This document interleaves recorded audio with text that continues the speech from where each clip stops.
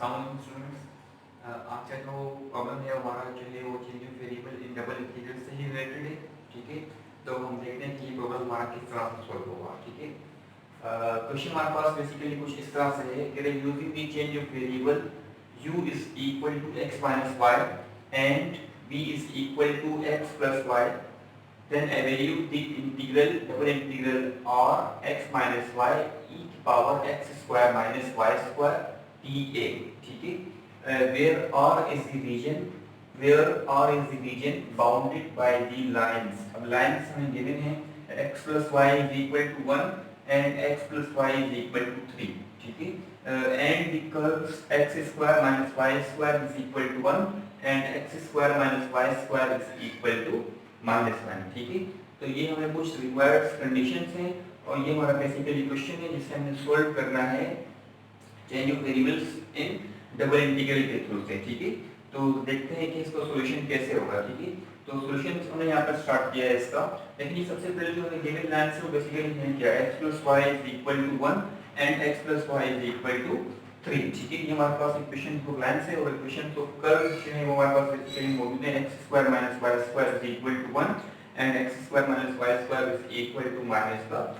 ठीक है, और ये आपके पास स्टैंडर्ड इक्वेशन ऑफ हाइपरबोलास है। ठीक है, ये आपके पास स्टैंडर्ड इक्वेशंस ऑफ हाइपरबोला है। ठीक है, अच्छा अब जो है गिवन कंडीशन रहती है v जो है वो इक्वल है x plus y के और u जो है वो इक्वल है x minus y के। ठीक है, तो हमने देखिए यहाँ पर क्या किया, x plus y जो है वो इक्वल था v के, तो it means v is equal to 1 and v is equal to 3। ठीक है, लेकिन x plus y जो था वो v था और v is equal to 1 आ जाएगा और इस तरह यहाँ से v is equal to 3 आ जाएगा। ठीक है, further x square minus y square is equal to 1 है और x square minus y square is equal to -1 है। ठीक है, तो अगर हम इसे सिंपलीफाई करें तो हमें जो यहाँ से टर्म जो न्यू कंडीशन मिलेगी वो uv is equal to 1 and uv is equal to -1। ठीक है, अब इनकी रिस्पेक्ट से हम देखते हैं कि हमारी फिगर्स जो है वो किस तरह से क्रिएट होती हैं। ठीक है, तो देखिए हमने यहाँ फिगर्स बनाई हुई हैं।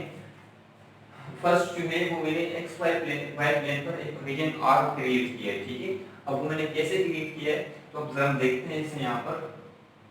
देखिए मैंने एक एक्सिस दिया हुआ है x एक्सिस और y एक्सिस। ठीक है, और इस पर कुछ मार्किंग कर दी है पॉइंट 1 2 3, इसी तरह y एक्सिस पर 1 2 और 3। ठीक है, अच्छा अब जो लीनियर लाइन हमारे पास है वो बेसिकली फर्स्ट जो है आपके पास x plus y is equal to 1 है। ठीक है, और जो सेकंड लाइन आपके पास है वो x plus y is equal to 3 है। ठीक है, अगर आप इस x plus y is equal to 1 का ऑर्डर पेयर निकालें तो वो आपके पास 1 into 1 आता है। ठीक है, देखिए एक पॉइंट आपके पास x पर 1 गिरा और y का पॉइंट 1 गिरा, तो आपने यहाँ से एक लाइन ड्रॉ कर दी जो आपके पास x plus y is equal to 1 के इक्वल है। ठीक है, जैसे आप जो है यहाँ से जो आपके पास ऑर्डर पेयर है उससे आप स्लोप की इक्वेशन को जो है यूज करते वन इंटरसेप्ट फॉर्म जिसे आप कहते हैं उसे यूज करके यहाँ से इजीली जो है ऑर्डर पेयर कैलकुलेट कर सकते हैं। ठीक है, फर्दर जो है वो x plus y is equal to 3, अब इसे आप सोल्व करें तो जो आपके पास इसका ऑर्डर पेयर आएगा वो आपके पास 3,3 आएगा। ठीक है, पॉइंट 3 आपके पास देखिए ये रहा दिस पॉइंट x एक्सिस के ऊपर और y एक्सिस पर आपके पास पॉइंट 3 जो है वो बेसिकली कुछ इस तरह से है। तो यहाँ से आप लाइन ड्रॉ करें तो यहाँ से आपको एक और लीनियर लाइन मिलेगी जो आपके पास x plus y is equal to 3 होगी। ठीक है, तो यहाँ से बेसिकली तो दो लाइन मिल गई, एक लाइन आपके पास ये है और सेकंड लाइन आपके पास ये है। ठीक है, अब इसके बाद जो इक्वेशंस आपको गिवन थी वो इक्वेशंस ऑफ कर्व्स थी और वो आपके पास था x square minus y square is equal to 1 and x square minus y square is equal to -1। मैंने पहले कहा कि ये आपके पास जो है वो स्टैंडर्ड इक्वेशन ऑफ हाइपरबोलास है। ठीक है, तो कुछ आपके पास इस तरह से क्रिएट हुआ है। देखिए पहली जो इक्वेशन आप इक्वेशन ऑफ कर्व है आपके पास पॉइंट 1 से कट करती दी जाएगी और वो कुछ इस तरह से क्रिएट होगी। ठीक है, इस फॉर्म ऑफ दिस ये देखिए ये आपके पास जो है x square minus y square is equal to 1 की जो है क्रिएशन है। ठीक है, जो आप देखिए यहाँ रिप्रेजेंट कर दिया आपने x square minus y square is equal to 1, वैसे आप standard equation of the hyperbola भी कहते हैं। ठीक है, इसी तरह जो सेकंड टर्म आपके पास है x square minus y square is equal to -1 है, तो आपके पास में क्रिएट होता है देखिए ये माइनस जो आपके पास आप सब सिंपलीफाई करें तो y square minus x square is equal to 1, तो फर्दर जो आपके पास क्रिएशन बन जाएगी वो जैसे कि कुछ इस तरह से आएगी। ठीक है, तो यहाँ से आप चेक करें आपको एक रीजन मिलता है जो रीजन R होता है। अगर आप इन पॉइंट्स को चेक करने थे this point this point this point and this point. ठीक है, तो यहाँ से आपको ये एक रीजन मिल रहा है, ये रीजन आपके पास है that is the reason of R जो x y प्लेन के ऊपर प्लॉट हो रहा है, ठीक है। तो ये आपके पास फिगर है जो आपकी गिवन कंडीशन लाइंस और इक्वेशन ऑफ कर्व सी उनके थ्रू से आपने से क्रिएट कर दिया, ठीक है।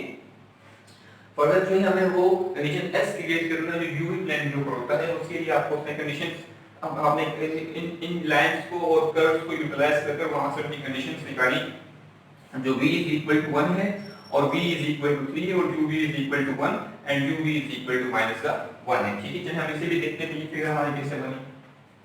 अगेन हमने यहाँ पर एक एक्सिस लिया और क्वांटिटी को जो है यहाँ पर हमने कुछ पॉइंट्स ड्रॉ कर दिए 1 2 3, ठीक है। दैट इज u ये आपके पास इस एक्सिस के ऊपर u है और ये आपके पास v है, ठीक है। अब मुझे यहाँ पर लाइंस बनानी है, ठीक है, इसके थ्रू से क्रिएशन करनी है। तो v is equal to 1, तो देखिए ये v is equal to 1, तो यहाँ से मैंने एक लाइन ड्रॉ कर दी v is equal to 1 और v is equal to 3, तो देखिए यहाँ से मैंने एक और लाइन ड्रॉ की जो आपके पास v is equal to 3 है, ठीक है। अब ये देखते हैं कि uv is equal to 1 and uv is equal to minus का 1, ठीक है। तो यहाँ से भी uv is equal to 1 create होगा, बेसिकली आपके पास कुछ इस तरह से होगा और जो uv is equal to minus 1 होगा तो आपके पास यहाँ से कुछ इस तरह से क्रिएट होगा, ठीक है। ये आपके पास जो है वो फिगर है u और v के अलोंग जो आपके पास न्यू रीजन क्रिएट कर रहा होता है जो आपके पास बेसिकली s से रिप्रेजेंट करवा जिसे आप s से रिप्रेजेंट करवाते हैं, ठीक है। अच्छा जी, ये हमारी कुछ फिगर्स थी जो आपके पास गिवन कंडीशंस के वो यूटिलाइज करवाकर आपने अपनी फिगर्स को क्रिएट करवा दिया, ठीक है। अब फर्दर हम क्वेश्चन को सॉल्व करते हैं। अच्छा जी, अगर ये हम कुछ कंडीशंस रिक्वायर्ड थी कि u is equal to x minus y और v is equal to x plus y, ठीक है। आपके पास ये इक्वेशन 1 है और ये आपके पास इक्वेशन 2 है, ठीक है। इन्हें यूज कर आप जो है x और y की फॉर्म में न्यू इक्वेशंस जनरेट करवाएंगे, ठीक है।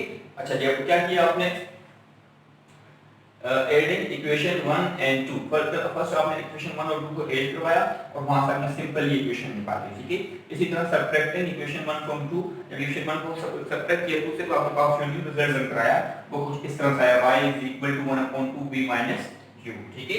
अच्छा जी, इसके बाद आपको जैकोबियन की जरूरत पड़ती है change of variable double integral के रिजल्ट, तो आपने फर्दर उसे कैलकुलेट करना है, ठीक है। अच्छा जी, हमने इनकी रिप्रेजेंट पर हमने यहाँ पर s की जो है वो बाउंड्रीज बना दी है। अब वो क्या बनाएंगे देखें, we can describe the region as, ठीक है। रीजन s हमने डिस्क्राइब किया u into v दरमियान, जो v जो है वो इक्वल है 1 एंड v जो है वो इक्वल है 3 के और u जो है वो इक्वल है -1/v एंड u जो है वो इक्वल है 1/v के। तो यहाँ पर आपके पास एक बाउंड्री क्रिएट हो गई, ठीक है। Now the Jacobian form this transformation is, अब जैकोबियन आपको पता है कि वो क्या होता है, चलिए u, v is equal to डावा x, y divided by डावा u, v, ठीक है, is equal to डावा x upon डावा u, डावा x upon डावा v, डावा y upon डावा u and डावा y upon डावा v, ठीक है। अब आपने इस इक्वेशन को पहले पार्शियल डिफरेंशिएट करवाना है with respect to the u and with respect to the v और फर्दर आपने इस जो वाई इक्वेशन आपके पास है इसको पार्शियल डिफरेंशिएट करवाएंगे with respect to the u and with respect to the v, ठीक है।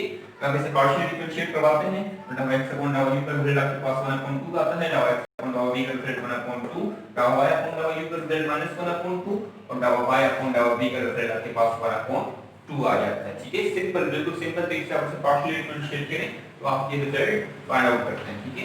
इन तमाम रिजल्ट्स को आप अपने इस जैकोबियन की जो फार्मूला है इसमें सब्स्टिट्यूट करेंगे और उसे फर्दर सोल्व करके अपना रिजल्ट निकालेंगे जो जैकोबियन से रिलेटेड होगा, ठीक है। डावा x, y upon डावा u, v is equal to first unit आपके पास 1/2 थी, सेकंड 1/2 -1/2 एंड 1/2, ठीक है। अब आपने इस डिटरमिनेंट को सॉल्व करना है, ठीक है। तो सॉल्व करने का पहले रूल कीजिए, इस वाली यूनिट को इससे मल्टीप्लाई करवा दें और इस वाली यूनिट को आप इससे मल्टीप्लाई करवाएं और इसे सिंपलीफाई करवाएं, ठीक है। तो ये आ जाएगा 2 1 2 2 2 4, तो Jacobian u, v is equal to 1/2।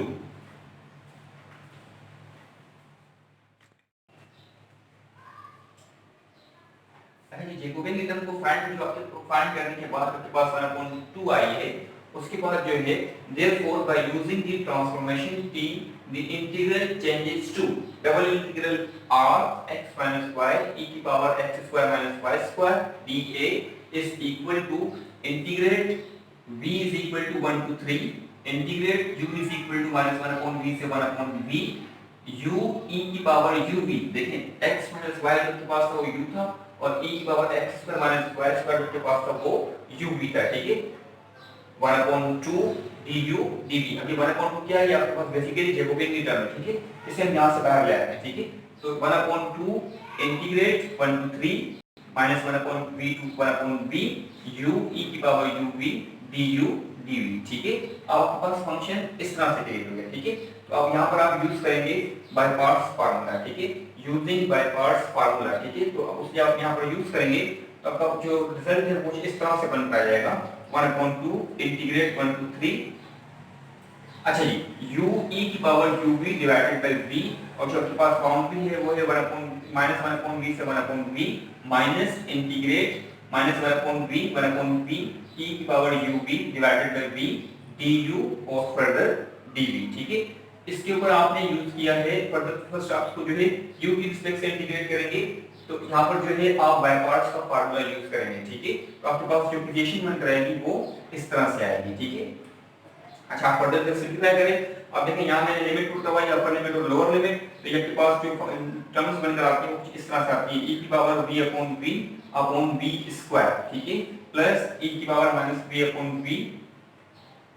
v square. अब ये प्लस कैसे होता है, देखें upper limit minus lower limit, ठीक है, और लोअर लिमिट जब पास में नेगेटिव है, एक नेगेटिव फार्मूले का और एक नेगेटिव ये इस लोअर लिमिट की वजह से, ठीक है, तो माइनस माइनस प्लस हो जाएगा, ठीक है। अच्छा जी, माइनस, अब जब आप इसे इंटीग्रेट करते हैं तो ये आपके पास बनकर आता है e की पावर जो है uv divided by v square, ठीक है, 1/v माइनस 1/v dv, ठीक है। अच्छा जी, हम थोड़ा सा क्लियर कर दें, थोड़ा सा आपको, ठीक है। अच्छा जी, फर्दर जो है हमने यहाँ पर इसे इंटीग्रेट किया और हम इसे जो है यहाँ पर इसमें भी अपर लिमिट और लोअर लिमिट को पुट करवाते हैं, और थोड़ा सा मैंने देखिए इसे यहाँ सिंपलीफाई किया तो v से v कैंसिल, यहाँ पर भी v से v कैंसिल, तो e upon v square plus e की power -1 upon v square minus upper limit और लोअर लिमिट मैंने यहाँ पर सब्स्टिट्यूट करवाई, तो e की power v upon v square minus e की power -v upon v square, again v से v कैंसिल, यहाँ से भी और यहाँ से v से v कैंसिल हो जाएगा, ठीक है। तो देखिए यहाँ सिंपलीफिकेशन होकर टर्म्स आपके पास कुछ इस तरह से आ जाएंगी, 1/2 integrate 1 to 3 that is e upon v square plus e की power -1 upon v square minus plus minus e upon v square minus minus plus e की power -1 upon v square dv, ठीक है। अब ये टर्म प्लस की है और ये टर्म आपके पास माइनस की, तो ये कैंसिल हो जाएगी, जो टर्म्स बच जाएगी वो हम यहाँ ले आएंगे, नीचे एडजस्ट करके लाएंगे, ठीक है। e की power -1 upon v square plus e की power -1 upon v square into dv, ठीक है। तो इन दोनों को प्लस करते हैं तो ये जाएगा 2 टाइम e की power -1 upon v square dv, ठीक है। और देखिए एक तो आपके पास ये है और एक तो आपके पास ये, तो 2 से 2 कैंसिल, तो यहाँ पे जो यहाँ पे पास जो हमने स्टेप बन कराएगा इंटीग्रेट 1 to 3 e की power -1 upon v square dv, ठीक है। आगे वापस से नोमिनेटर से डिनोमिनेटर में शिफ्ट करेंगे, ये आपके पास बन जाएगा 1 अपॉन e जो आपके पास क्या है, again integrate 1 to 3 1 upon v square dv, ये प्लस का ऐसे ऊपर ले आए तो इसकी पावर प्लस की है, डिनोमिनेटर में यहां पर लाएंगे तो नेगेटिव हो जाएगी, तो मींस अगर मैं इसे इंटीग्रेट कर दूं तो ये आएगा v की पावर -2 + 1 डिवाइडेड बाय -2 + 1, ठीक है। तो हम इसे सिंपलीफाई करते हैं, v की पावर -1 अपॉन -1 और जो लिमिट आपके पास है 1 to 3, ठीक है। फिर फर्दर सिंपलीफिकेशन करें, माइनस की टर्म बाहर निकालते हैं, -1 upon e 1 upon v 3 to 1। अब मैं इसमें लिमिट पुट करवाऊंगा, फर्स्ट मैंने इसमें अपर लिमिट पुट करवाई फिर इसमें मैंने लोअर लिमिट पुट करवाई, ठीक है।